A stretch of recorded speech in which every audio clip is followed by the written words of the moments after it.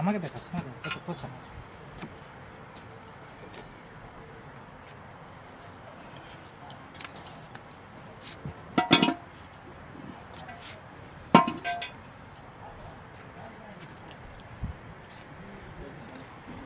তারপর জানা সেটা না দোকান আমাকে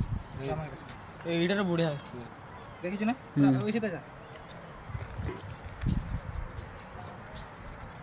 ଏଇଟା ହେଇଛି ବେସିଂ ମୁହଁ ଧୋଇବା ପାଇଁ କାହା ଘର ଦରକାର ଖାଲି କହିବ ପୁରା ଭଲ ଭଲ ପୁରା ୱାର୍ଡ଼ ଦେମି ଏଇଟା ପୁରା ସୁପର ହେଇଛି ମାନେ ଆଉ ଗୋଟେ ସେ କଲର୍ ଅଛି ସେ କଲର୍ଟା ଭଲ ହବ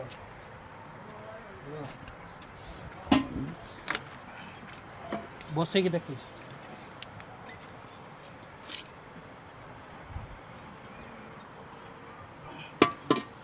ବହୁତ ତିଆରି ହେଇକି ବନା ହେଉଛି କେମିତି ଲାଗୁଛି ସାଙ୍ଗମାନେ କହିବେ କମେଣ୍ଟରେ ଆରୁ ଭଲ ଭଲ ୱାର୍ଡ଼ ଦେଖିବ ଯାହା ଘର ଦରକାର କହିଦେବ ମୋତେ ତୁ 50-100 ଟଙ୍କା ଦେବି